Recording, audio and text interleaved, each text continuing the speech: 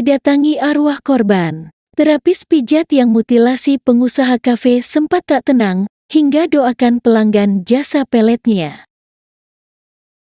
Pasca membunuh dan memutilasi warga Surabaya bernama Adrian Prawono, Abdul Rahman mengaku sering merasa tidak nyaman.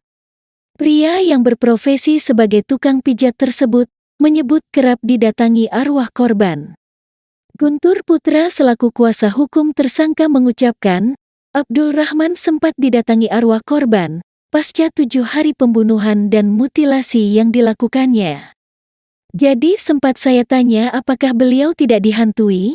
Kalau katanya sempat didatangi. Pertama kali didatangi itu 7 hari setelah kejadian, tuturnya. Setelah itu, Abdul Rahman mulai merasa sering didatangi, sampai bulu kuduknya merinding. Baik ketika membuka praktik pijat, ataupun saat Rahman istirahat. Berulang kali didatangi saat praktik maupun istirahat.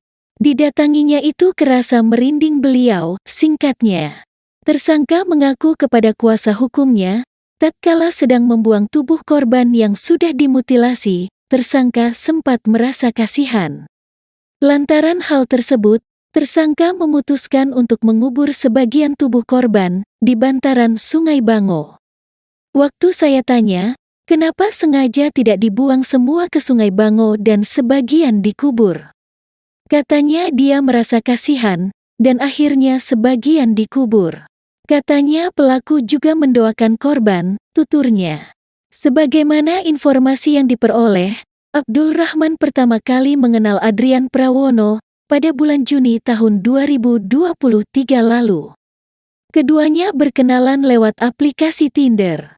Jadi tersangka di aplikasi itu menawarkan jasa pijat dan jasa guna-guna atau pelet atau lintrik. Saat itu korban tertarik dan menghubungi tersangka untuk memakai jasa guna-guna, lanjutnya. Kemudian pada tanggal 30 Juni tahun 2023, korban datang ke rumah kos tersangka di Jalan Sawojajar Gang 13A, Kota Malang, untuk melakukan ritual lintrik kepada seseorang berinisial A, ucapnya.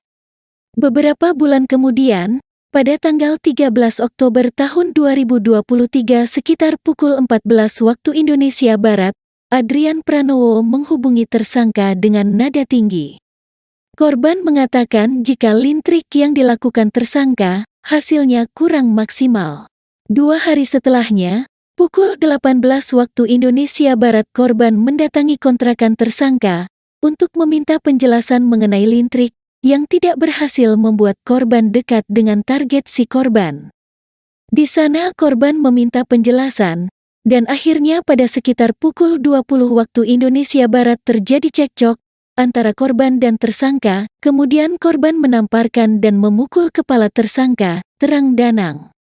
Lalu tersangka membalas dengan memukul korban, dengan tangan kosong mengenai hidung korban, hingga menyebabkan hidung korban berdarah, ucapnya.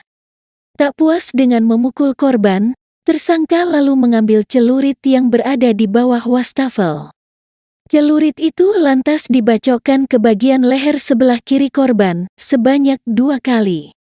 Usai dibacok korban seketika terjatuh dan meninggal dunia. Pada tanggal 16 Oktober tahun 2023 tersangka pergi ke pasar besar, untuk membeli senjata tajam jenis parang dan pisau kecil. Senjata tajam itu digunakan untuk memotong mayat korban menjadi 9 bagian, terangnya.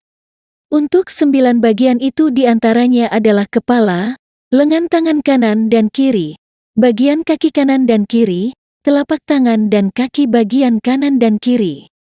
Bagian tubuh itu ada sebagian dibuang ke Sungai Bangon dan sebagian dipendam di bantaran sungai, sambungnya.